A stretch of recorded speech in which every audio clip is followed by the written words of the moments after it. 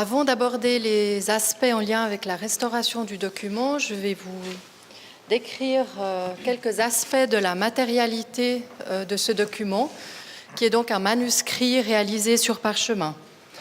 Le parchemin est l'un des supports les plus répandus de l'Occident et du monde médiéval. Il est privilégié pour les documents de prestige, comme c'est le cas pour ce manuscrit. À la fin du XVe siècle, le papier est déjà fabriqué sur le territoire italien depuis un certain temps et les deux types de supports cohabitent. Le parchemin est obtenu à partir de peaux animales et les plus courantes sont la chèvre, le veau et le mouton. L'opération qui consiste à transformer la peau brute en un support d'écriture ou un matériau de recouvrement d'une reliure, par exemple, s'appelle le parcheminage. Et lors de la fabrication du parchemin, cette peau subit plusieurs traitements qui visent en fait à rendre sa surface opaque et homogène. Pour ce faire, ces différents traitements consistent par exemple à laver la peau brute, à la tremper quelques semaines dans un bain de chaux de manière à éliminer les restes de poils et de chair, et elle est séchée sous tension. Ça, c'est une phase très importante qui a beaucoup d'influence en fait sur la qualité finale du parchemin. Et afin d'obtenir un bon support pour l'écriture, des opérations de finissage sont encore nécessaires, telles que le ponçage avec des matières abrasives, de la pierre ponce, réalisée à sec ou lorsque le parchemin est encore humide. Et toutes ces opérations visent en fait à rendre le côté fleur du parchemin, c'est-à-dire la face qui contenait les poils, similaire au côté chair, de manière à pouvoir écrire sur les deux faces du parchemin recto-verso. Parce que finalement, cette forme du livre qui est le codex, son avantage, c'est de pouvoir feuilleter les pages et de pouvoir les écrire justement recto-verso. Ces interventions qui visent à affiner la surface rendent l'identification relativement difficile à l'œil nu et même sous microscope. Et ces 130 folios ont été identifiés comme provenant probablement de moutons. Ces caractéristiques comme support, c'est que ces feuillets sont très minces, ils sont soigneusement poncés, il y a peu de différence entre le côté fleur et le côté chair, donc on a affaire ici à un support de très belle qualité. La règle de Grégory est respectée. Cette règle veut que le côté fleur, par exemple, d'un feuillet, soit opposé au côté fleur du prochain feuillet. Et il est respecté pour l'ensemble, sauf pour deux feuillets. Le corps d'ouvrage, à proprement dit, est constitué de 13 cahiers de 5 bifolios chacun. L'échine se trouve dans le fond de cahier, au niveau de la couture. Donc vous imaginez la peau animale, l'échine c'est la zone du dos. Et une peau a pu fournir, par rapport au format, 2 bifeuillets, ce qui veut dire qu'il a fallu environ une trentaine d'animaux pour réaliser ce document. Je vais dire quelques mots sur l'encre qui a été utilisée pour l'écriture du texte et pour la réalisation des illustrations. Il s'agit d'une encre métallogallique qui est à base de tanin, de vitriol, de gomme végétale et d'un diluant à base d'eau ou de vin. Ce type d'encre a été beaucoup utilisé depuis l'Antiquité jusqu'à la fin du XIXe siècle. Une de ses particularités et un de ses grands avantages, c'est qu'elle est indélébile. Et si elle est bien fabriquée, dans des bonnes proportions, elle est tout à fait stable à la lumière.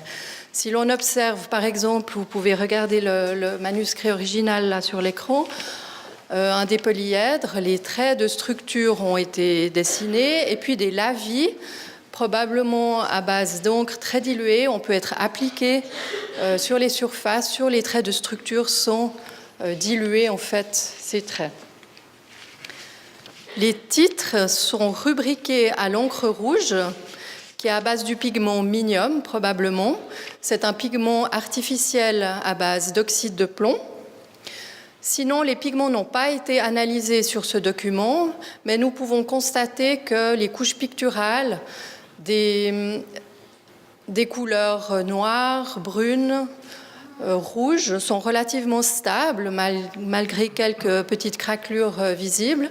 En revanche, les bleus et les verts sont très lacunaires, abrasés, Ceci peut être dû à la consultation du document, au mouvement des pages, à de l'abrasion, aux micro-organismes qui ont attaqué le document et aussi au fait que le parchemin est un support très réactif.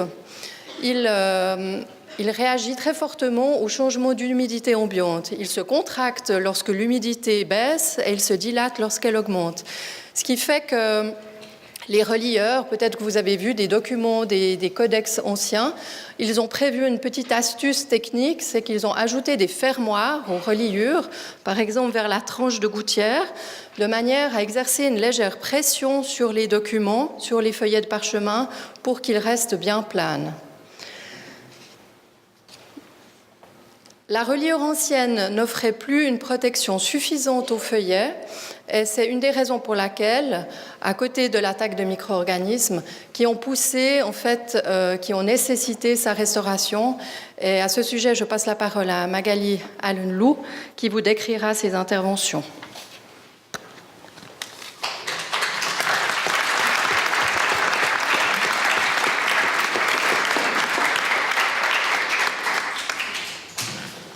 En 1992, la bibliothèque a un atelier de reliure, mais pas encore d'atelier de restauration et n'emploie pas de restaurateur.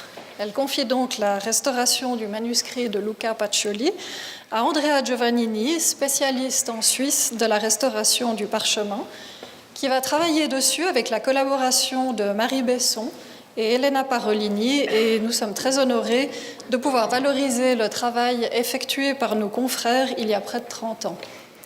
Mais remontons encore un peu dans le temps. En 1916, le volume fortement endommagé par le développement de micro-organismes a fait l'objet d'une première intervention.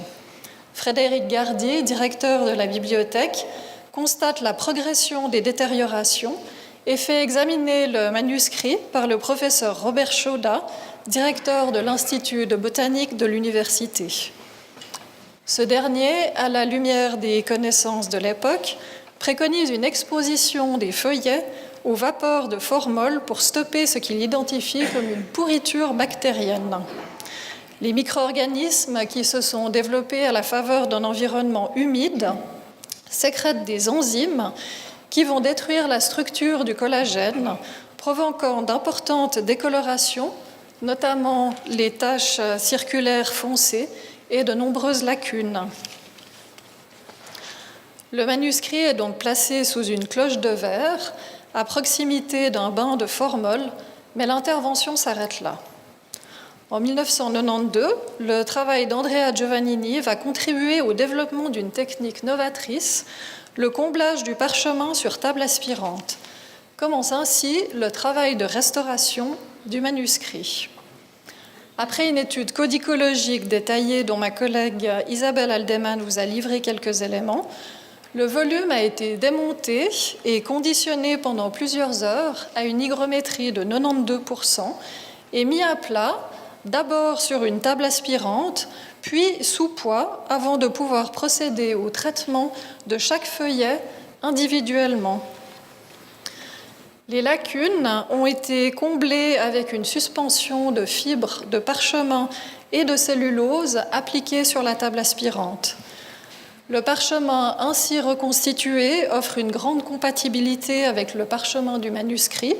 Aucune tension n'est visible entre le matériau d'origine et les restaurations.